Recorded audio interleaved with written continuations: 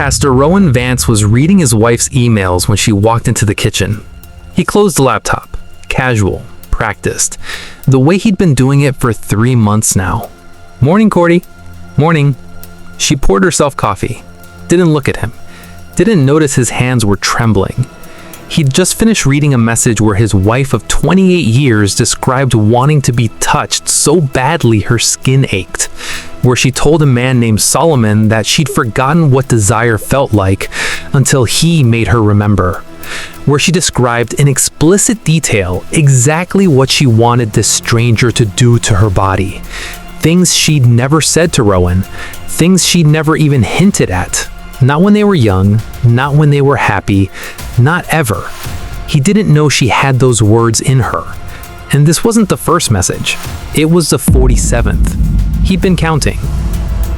Before I tell you why a pastor spent 3 months reading his wife's affair, before I tell you about the $127,000 that disappeared from Grace Fellowship Church, before I tell you about the choice that would destroy everything, this channel shares real-style stories meant to raise awareness about the different scam tactics scammers use.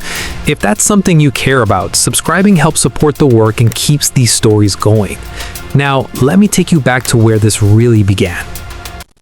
Cordelia Vance was the kind of woman people described with words like reliable and steady and such a blessing. Never beautiful, never exciting, never anything that made you look twice.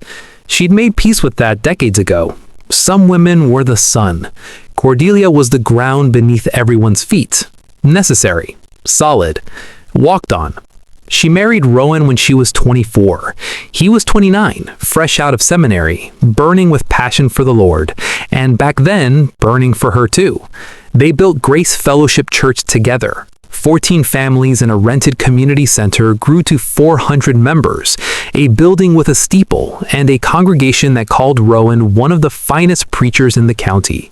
Cordelia managed the money. Every tithe, every offering, every donation for missions and youth programs, and the building fund. It all passed through her hands, her spreadsheets, her carefully organized system. 28 years without a single discrepancy. 28 years of absolute trust. But here's what the congregation never saw. The separate bedrooms. It started 6 years ago. Rowan said it was his back, then his sleep apnea, then his snoring. Then he just stopped explaining. The last time he touched her, really touched her, she was 46, their anniversary. She remembered how mechanical it felt, how he finished quickly and rolled over and said, "Good night, Cordy," like he'd checked a task off a list. That was 2,190 days ago. She'd counted. God help her, she'd counted every single one. Nobody knew. That was the thing about being a pastor's wife in a small town. Everyone saw you, but nobody looked. They saw her arranging flowers, organizing potlucks, teaching women's Bible study, smiling the front pew every Sunday. They didn't see her crying in the church bathroom at 2 p.m. on a Tuesday because she'd tried, again, to reach for her husband in the hallway and he'd stepped around her like she was furniture. They didn't see her standing naked in the bedroom mirror, cataloging every flaw, wondering which one had made him stop wanting her. They didn't see her Googling "sexless marriage Christian" at 1 a.m., then clearing her browser history like she'd committed a crime. Pastor's wife, faithful servant, invisible woman. The message arrived on a Thursday in March. Cordelia was at her desk in the church office when her laptop pinged. Facebook. Message request. Someone named Solomon Adeyemi. The profile showed a black man in his late 50s, graying temples, warm smile, clerical collar. Behind him, red African soil and a half-built schoolhouse. Solomon wrote that he hoped she didn't mind him reaching out. He was a missionary with Christian Relief Fellowship, building schools for orphans in Uganda. He'd found her church's blog, the one she maintained with Rowan's sermons and congregation updates, and her writing about faith had touched him deeply. He said he felt called by the Spirit to connect with her. Cordelia stared at the message. Probably spam, probably a scam, but his profile looked real. Years of posts, photos of children in school uniforms, other missionaries commenting on his updates, Bible verses shared regularly, and that phrase, touched me deeply. When was the last time she touched anyone deeply? She wrote back, just a thank you. Nothing more. She didn't expect a response. She got one in minutes. What Cordelia didn't know, what she couldn't know, was that Rowan had installed monitoring software on her laptop 8 months earlier, not because he suspected an affair, because he suspected she was slipping away. He'd noticed her pulling away, spending more time alone, crying when she thought no one was watching, growing quieter at dinner, flinching slightly when he walked past her. He told himself he was worried about her mental health. Maybe he was. Or maybe he just wanted to understand the woman he'd stopped being able to reach. Either way, he saw the message from Solomon the same night she received it, and he started watching. That first night, Rowan read Solomon's profile carefully. Missionary, Uganda, building schools. Seemed legitimate. He told himself it was nothing. A lonely woman connecting with a fellow Christian. Nothing to worry about. He closed his laptop and went to bed. In the separate bedroom, across the hall from his wife. The messages came faster after that first exchange. Solomon asked about her life, her faith, her marriage. No one asked about her marriage. She found herself telling him things she'd never said out loud. How she felt more like Rowan's assistant than his wife. How she wondered if she'd wasted her life serving a church that didn't know her name. How she lay awake at night feeling like she was already dead and everyone had just forgotten to bury her. Solomon listened. Really listened. He responded with scripture, compassion, understanding. He told Cordelia that God saw her even when others didn't, that her faithfulness was a treasure stored in heaven, that she deserved to be cherished, not ignored. Then he said something that made her breath catch. He said Cordelia was a beautiful name, and he suspected the woman who carried it was beautiful too. Rowan read that message at 11:47 p.m., sitting in his study, door closed, house silent. He read it 3 times. His wife hadn't looked at him with hope in years, but he could imagine her face now, lighting up at her screen, at this stranger's words. Something twisted in his chest. Not anger, something closer to shame. He should close the laptop, walk across the hall, knock on her door, ask her what was wrong, try to fix whatever broke between them. Instead, he closed the laptop, went to bed, and told himself it was probably nothing. It wasn't nothing. The messages multiplied. 10 a day, then 20, then too many to track. Solomon asked questions no one else asked. What makes you happy, Cordelia? What do you dream about? When was the last time you felt truly alive? She answered honestly, maybe for the first time in her life, and every night, Rowan read every word. The first video call happened 3 weeks in. Solomon apologized for the connection. Rural Uganda, terrible internet. His face was blurry, pixelated, freezing every few seconds, but his voice was clear, deep and warm, and he called her Dear Cordelia, like the words themselves were a prayer. They talked for an hour. He asked about her faith, her work, her marriage.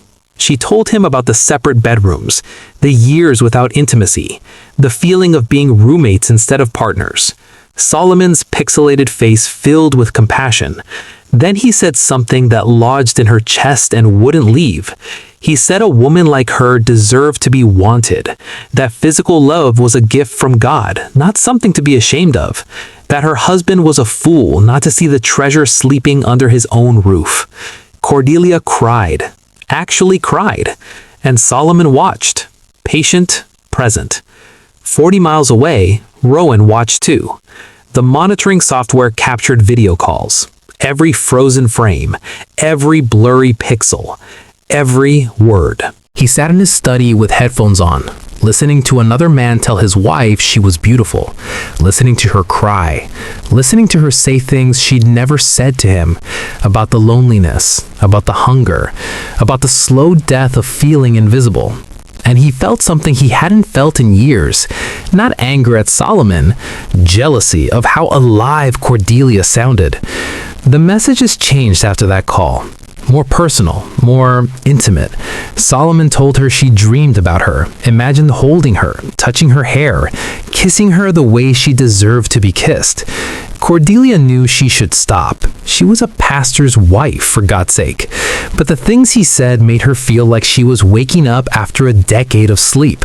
Like blood was finally flowing back into limbs she'd forgotten she had. She started writing back, telling him she dreamed about him too, telling him she imagined his hands on her skin, telling him things she'd never said to Rowan, not even in the beginning, not even when she thought she might. The messages got explicit. She described what she wanted him to do to her, what she would do to him, what they would be together if the oceans between them didn't exist.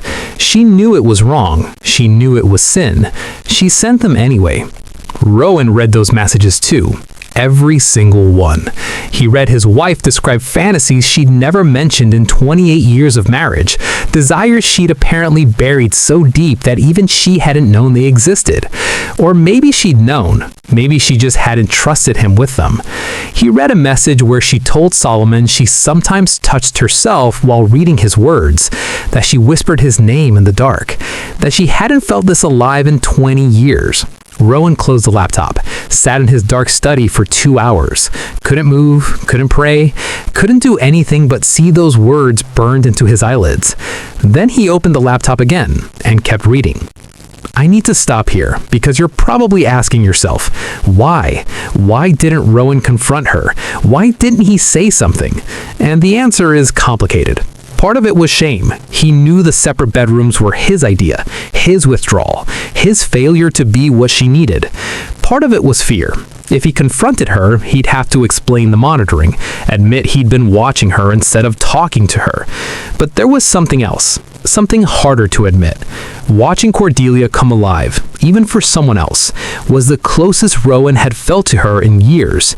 Through her messages, he finally understood what she wanted, what she'd been missing, what he'd failed to give her. And in some twisted way, watching her be happy, even with a stranger, was better than watching her slowly disappear. So he kept reading, and he said nothing, and the messages kept coming. The first time Solomon asked for money, it felt natural. They'd been talking for 2 months, video calls twice a week, always blurry, always cutting out, messages every single day. He told her about the school he was building, 50 orphans waiting for a place to learn. But there was a problem. The shipping container with supplies was stuck at customs, bureaucratic corruption, $3,000 to release it. He wasn't asking her for money, he said quickly. He would never do that. He was just venting, just stressed. But Cordelia heard what he didn't say. She had access to money, lots of it. The next morning, she sat at her desk in the church office, staring at the screen, the cursor hovering over the transfer button, $3,000 from the general fund to a miscellaneous expenses line. Her finger pressed down. Done. She wrote herself a check, cashed it at the bank, wired it through Western Union to an account in Uganda. The teller didn't blink. Why would she? Mrs. Vance sent mission money all the time. That night, Rowan read her message thanking Solomon for the photos of released supplies. She mentioned the children unloading boxes, the teachers crying with gratitude, the orphans who would finally have desks. She didn't mention where the money came from. Rowan assumed she'd used their personal savings, maybe the small inheritance from her mother. He didn't check. He never looked at the church accounts. That was Cordelia's domain. Solomon sent photos that night. Children in dusty uniforms helping carry boxes, a half-built schoolhouse with red African soil around it, teachers with tear-streaked faces holding signs that said, "Thank you, Cordelia." She stared at those photos for an hour. This was real. She was making a difference, not arranging flowers, not organizing potlucks, something that mattered. The second request came 3 weeks later. A teacher injured in an accident, emergency surgery. The local hospital demanded payment up front, $5,000. Cordelia hesitated. The general fund was getting tight. People would notice, but the building fund had $340,000, saved for 8 years, the congregation's dream of a new fellowship hall. No one checked that account. No one except her. She moved $5,000, told herself she'd pay it back someday. That night, Rowan read her message to Solomon. She mentioned helping with the teacher's surgery, mentioned $5,000 like it was nothing, like that kind of money just appeared when you needed it. He wondered briefly where she'd gotten it. Their personal savings account didn't have that much liquid. He should check. He should ask. He closed the laptop instead, and didn't wonder again. The fourth time she wired money, the bank teller looked at her strangely. A different teller this time, young, curious. Another international transfer, Mrs. Vance? Mission work, Cordelia smiled. Practiced, steady. Building schools in Uganda. That's wonderful. You're so generous. We're all called to serve. She took the receipt, walked to her car, sat in the driver's seat. Her hands were shaking, not from guilt, from excitement. She was doing something, being someone, not just the invisible woman behind the pastor. A woman with a secret life, a woman with a purpose, a woman who mattered to someone. Let me ask you something. If you found out your spouse was falling in love with someone else, would you say something or would you watch? Drop your answer in the comments and subscribe if you haven't, because what Rowan chooses to do with this information is going to disturb you. Meanwhile, Rowan noticed his wife was changing. Not the money. He never looked at the money. That was Cordelia's domain, and he'd never questioned her competence. But he noticed her. She was smiling more, humming in the kitchen, buying new clothes for the first time in years, wearing perfume she'd stopped wearing a decade ago. For the first time in memory, she seemed alive, and he knew exactly why. He'd read the messages. He knew about Solomon. He knew about the explicit conversations. He knew his wife was in love with another man. And he said nothing, because she was happy. For the first time in years, Cordelia was actually happy, and Rowan couldn't bring himself to take that away from her, even if it was a lie, even if the man wasn't real. Well, what if the man wasn't real? The thought came to him one night while reading another message. Solomon's language patterns. Always the same phrases, the same compliments, the same rhythm. The blurry video calls, never clear enough to see details, never stable enough to have a real conversation. The request for money that Cordelia mentioned in her messages. Casual references. I helped with the shipping costs today. I sent money for the teacher's surgery. Money?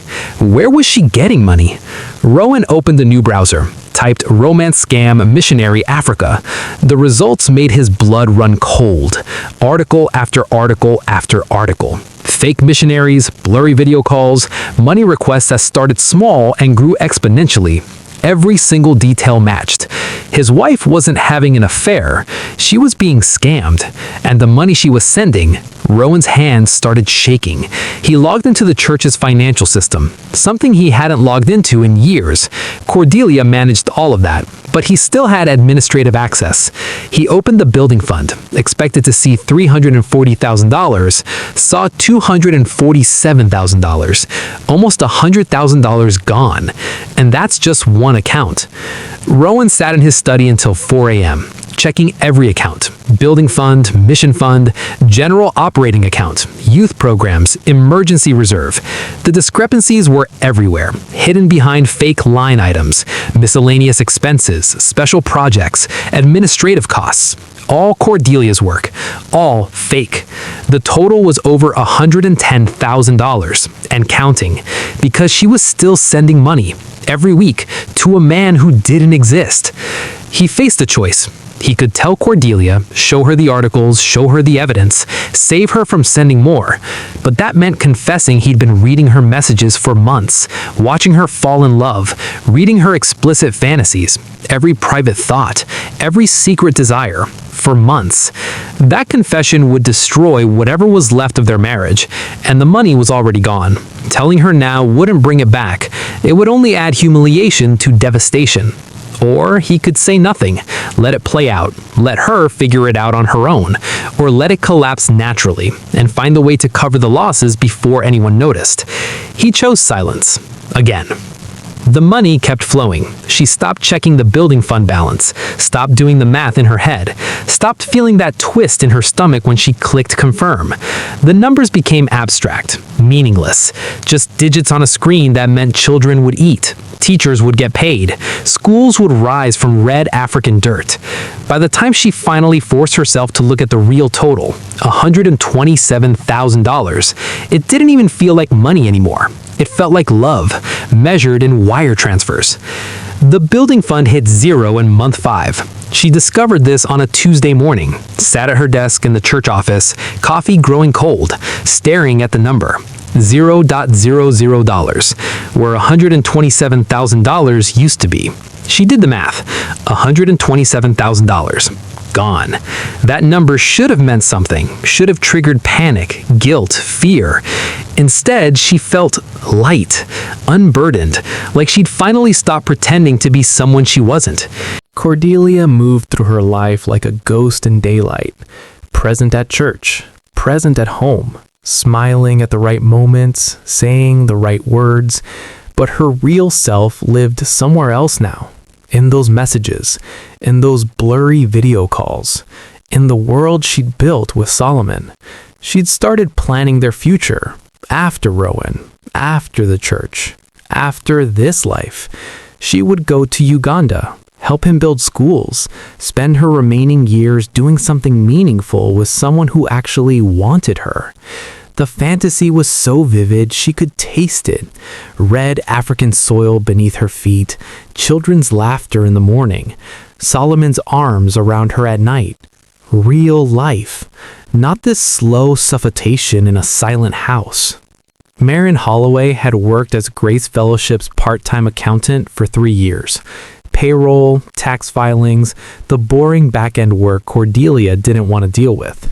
She wasn't supposed to access the main accounts, but she needed a number for the annual report, and Cordelia was out that day, and the files were right there on the shared drive. She opened the building fund spreadsheet and stared. The balance showed $340,000, but the linked bank statement showed $12,000. She checked again. Checked the transaction history, saw withdrawal after withdrawal after withdrawal, all marked miscellaneous expenses, all authorized by Cordelia Vance. Marin's stomach dropped. She went to Pastor Rowan that afternoon, knocking on his office door, apologizing, saying she shouldn't have looked, but something was very, very wrong. Rowan listened, his face perfectly calm. "Thank you, Marin. I'll look into it. Please don't mention this to anyone." "Of course, Pastor. I'm sure it's just a bookkeeping error, something that got misfiled." "I'm sure it is. These things happen."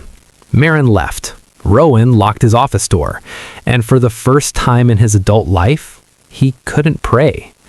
He went home early that day. Cordelia was in the kitchen, chopping vegetables for dinner, humming softly. Her phone sat on the counter beside her, waiting for Solomon's next message. "You're home early," she said without turning. "I needed to talk to you." Something in his voice made her stop chopping. She turned, saw his face. "What's wrong?" Rowan sat at the kitchen table, the same table where they'd eaten 10,000 meals together, raised their children, built a life. "Cordy, I know about Solomon." The knife slipped from her hand, clattered on the counter. "I've known for months. I've been reading your messages, all of them." Her face went white, then red, then white again. "I know about the money too. Marin found the discrepancies today. $127,000. The building fund, the mission fund, all of it, gone." Cordelia gripped the counter like it was the only thing keeping her upright.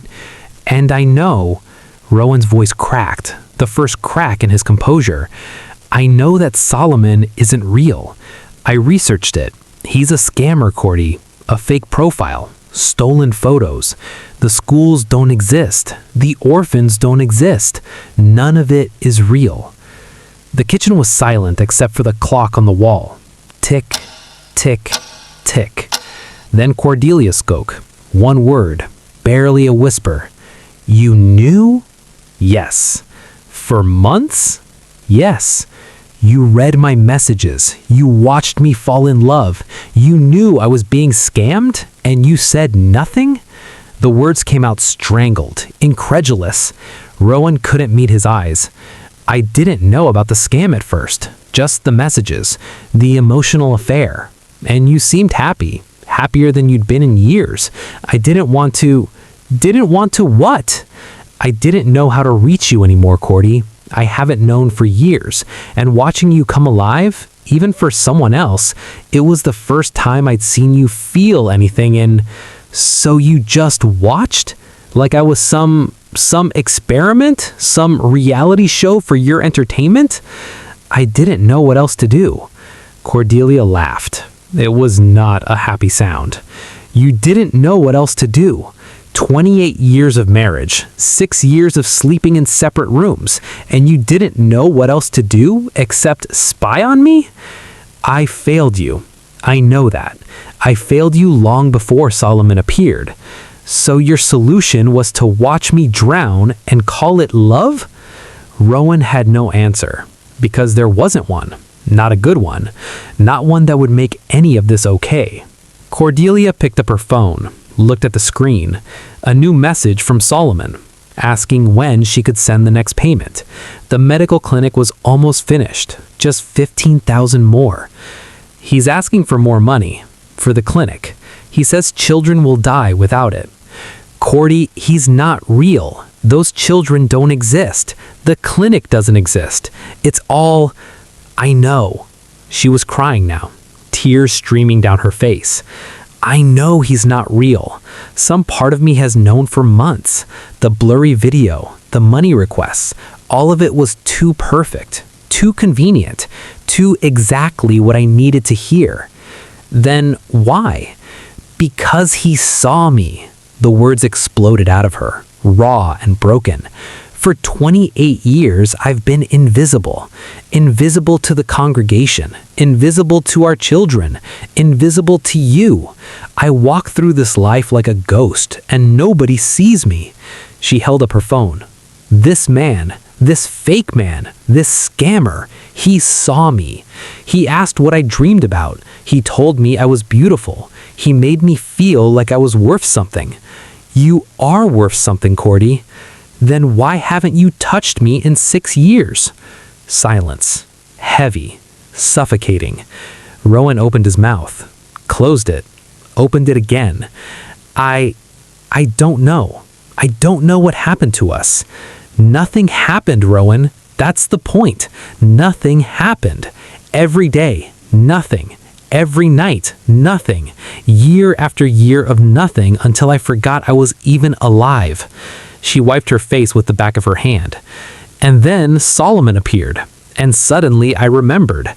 I remembered what it felt like to want something, to be wanted, to matter to someone. You matter to me. Or do I just manage your church and cook your dinner and sit in the front pew looking supportive? Is that mattering? Or is that just functioning? Rowan had no answer, because he didn't know. He genuinely didn't know. They sat in the kitchen as the sun set, orange light fading to purple, purple fading to dark. Two strangers who had shared a bed for 22 years and separate beds for 6. What happens now? Cordelia asked. Rowan took a breath. Marin found the discrepancies. She'll stay quiet for now, but the annual audit is in 2 months. The accountant will find everything. So I go to prison. Maybe, probably. Embezzlement of church funds, fraud. It's serious. Cordelia nodded, like she was hearing a weather forecast. Rain tomorrow, possible prison. Unless, Rowan said. She looked at him. Unless what? Unless we cover it up. The words hung in the air. Heavy. Impossible. I have access to my retirement account. About $140,000.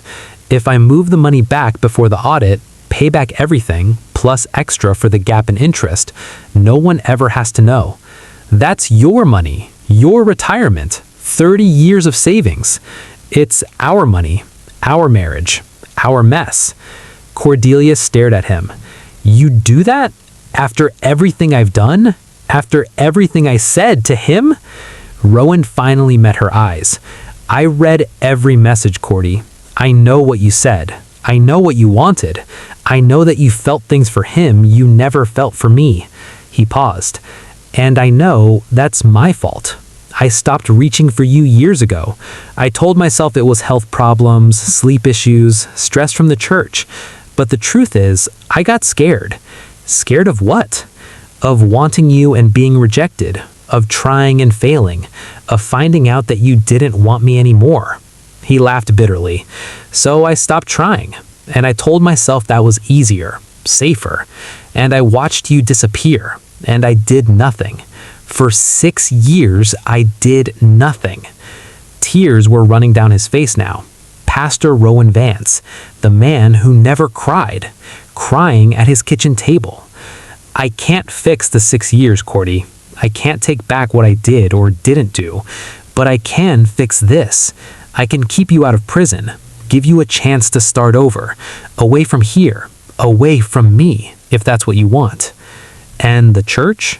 Rowan's jaw tightened. If I use the retirement fund, I'll have to resign, take early retirement. We can't afford to stay here without that money. You'd give up Grace Fellowship, the church you built from nothing. I'd give it up. For you. For us. For whatever we were. For whatever we might still be. Do you understand what he was offering? Grace Fellowship was Rowan's life. 28 years of sermons. 28 years of baptisms and funerals and weddings. 28 years of being Pastor Rowan. His identity. His legacy. His purpose. And he was willing to burn it all down for the woman he'd neglected, the woman who'd fallen in love with a scammer, the woman who'd stolen $127,000 from the people who trusted her. Was it love, guilt, desperation, some twisted combination of all three? I still don't know. I don't think he did either. Cordelia was quiet for a long time. The kitchen was dark now. Neither of them had turned on the lights. Then she said something Rowan didn't expect. No. No? I don't want you to cover it up. Cordy, I've been lying for months. To the church, to myself, to you, even though apparently you already knew everything. She laughed bitterly. I'm so tired of lying. I'm so tired of pretending. I'm so tired of being someone I'm not. If I don't cover it up, you'll go to prison. Maybe that's what I deserve. You don't deserve prison. You were scammed. You were lonely and vulnerable, and someone took advantage of. I was lonely because you abandoned me. Is that supposed to make me feel better? That my husband's neglect made me an easy target? Rowan flinched. I was vulnerable because I was starving. Starving, Rowan. For someone to look at me, talk to me, want me. And when a stranger offered me crumbs, I ate them. I ate them and asked for more, and I stole $127,000 from people who trusted me to feed a hunger you created. She stood up. So no, I don't want your money. I don't want your rescue. I want to tell the truth. For once in my miserable life, I want to tell the truth. She didn't tell the truth. Not the next day. Not the next week. Because something happened that changed everything. Cordelia was sitting in the church office a week later, staring at a blank Word document, trying to write her confession, trying to find words that would make any of this make sense. Her laptop pinged. New message. From Solomon. She almost didn't open it. What was the point? She knew he was fake, knew every word was a lie calculated to extract money. But she opened it anyway. Some habits are harder to break than others. And what she read made her heart stop. Solomon wrote that he needed to tell her something. Something he should have said months ago. Something he couldn't keep inside anymore. He wrote that he wasn't who she thought he was. That his name wasn't Solomon Adeyemi. That there were no schools in Uganda, no orphans, no mission. He wrote that he was part of a network. A business, he called it. That he'd been messaging dozens of women just like her. Lonely women, married women, women who needed to feel seen. He wrote that it started as a job, a way to make money, nothing personal, but something happened. He wrote that he fell in love with her for real, not the fake love he performed for the others. Real love, the kind that kept him awake at night, the kind that made him feel sick when he read her messages and knew what he was doing to her. He wrote that he'd stopped taking her money weeks ago, that the last $47,000 she'd sent, he'd redirected to a bank account he'd set up in her name. All of it, waiting for her. He wrote that he knew she'd never believe him, knew this was another manipulation, another angle. But he wanted her to know that for a few months, talking to her was the only real thing in his life. He wrote that he was sorry, and that he would never message her again. And goodbye. The message ended with bank details, an account in the Philippines, access codes, instructions for transferring the funds, $47,000. Her money, waiting for her. Cordelia stared at the screen, not moving, barely breathing. Was this real? Another manipulation? A new angle to extract even more? Or was it possible? Was it possible that somewhere in the world, the person behind Solomon's face actually developed feelings for her? That something real grew from something fake? She sat at her desk for another hour, not moving, just staring at the message, reading it again and again, looking for the lie, looking for the angle, looking for proof that this was just another manipulation. She couldn't find it, which meant nothing or everything. Finally, hands trembling, she opened the new browser tab, typed in the bank URL he'd provided, entered the credentials, and the money was there. $47,000. Real account. Real balance. Accessible. She sat with that information for 3 days. Didn't tell Rowan, didn't tell anyone. Just sat with it. $47,000 returned. Almost half of what she sent. Why would a scammer return money? What possible angle could that serve? Unless it wasn't an angle. Unless it was real. Unless the person behind the fake face actually fell for her. That thought was terrifying. Because if Solomon's feelings were real, then the only real connection she'd had in years was with someone she'd never meet, someone whose face she'd never see, someone who existed only in messages and blurry video calls. And the man in the next bedroom, the man she slept beside for 28 years, was a stranger. That thought was worse than the scam. In the end, Cordelia made a choice. She took the $47,000 and gave it to Rowan. He used it, plus most of his retirement fund, to replace the stolen money. Every penny back in the accounts. Every discrepancy erased. The audit came and went. The numbers balanced perfectly. No one found anything. Maren Holloway kept her suspicions to herself, convinced by Pastor Rowan's calm assurance that it had been a bookkeeping transition that was now fully resolved. She never fully believed it. Sometimes, during Sunday service, she looked at Cordelia with questions in her eyes. Cordelia always looked away first. The church was saved, Rowan's reputation intact, Cordelia's secret buried. But buried things have a way of growing roots. Rowan announced his early retirement 6 months later. Health reasons, he said. Needed to slow down, spend more time with Cordelia. The congregation threw him a party. 300 people in the fellowship hall that would have been rebuilt with the money Cordelia stole. They called him a pillar of the community, a man of God, an inspiration. Cordelia stood beside him, smiling, accepting congratulations on 28 years of faithful service. No one knew. No one would ever know. They still live in the same house, still sleep in separate bedrooms. Rowan moved across the hall during the scandal and somehow never moved back. They eat breakfast together, watch television in the same room, talk about the weather and the grandchildren, and what to have for dinner. They don't talk about Solomon. Don't talk about the messages. Don't talk about the $127,000. Don't talk about the 6 years of silence that made all of this possible. Sometimes, late at night, Cordelia opens the folder where she saved their conversations.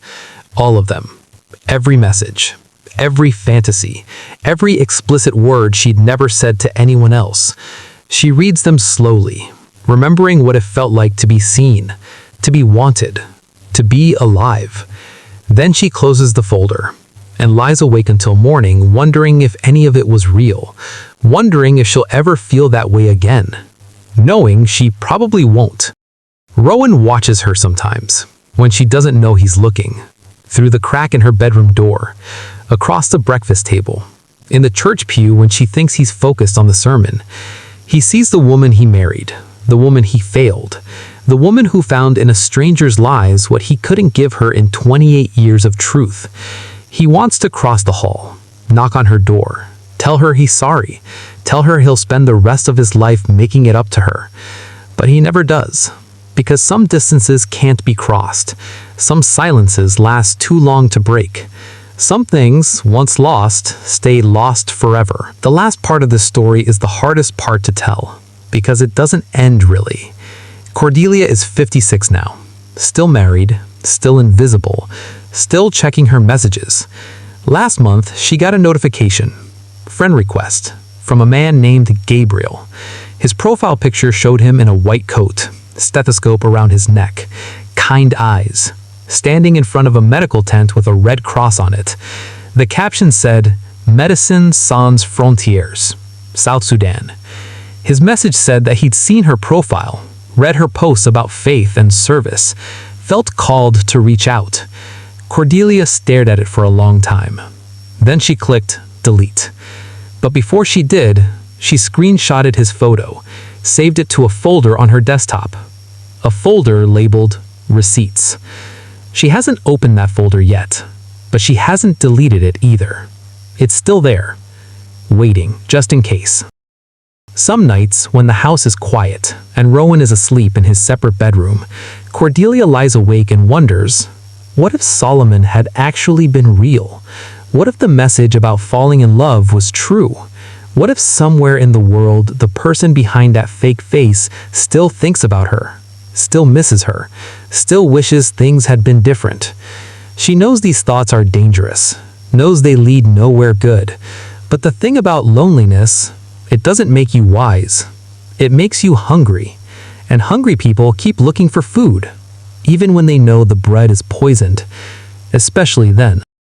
I don't know how Cordelia's story ends. Don't know if she'll open that folder someday. Don't know if Rowan will ever cross the hall between their bedrooms. Don't know if either of them will find a way back to each other. But I know this. Somewhere, right now, someone is getting a message from a stranger who says all the right things. Someone who's married but lonely. Someone who's trusted but invisible. Someone who's so hungry to be seen that they'll believe almost anything.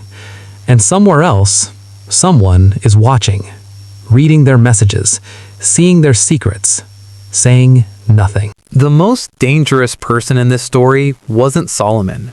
It wasn't even Cordelia. It was Rowan, the man who watched his wife drown and called his silence love.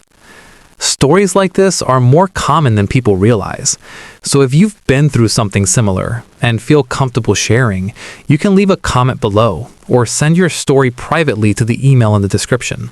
All stories stay anonymous. And if you're watching this right now and you're watching someone you love slowly disappear, maybe the scam isn't the strangers in their inbox. Maybe it's the silence in your own house. New scam stories every week. Subscribe to follow along.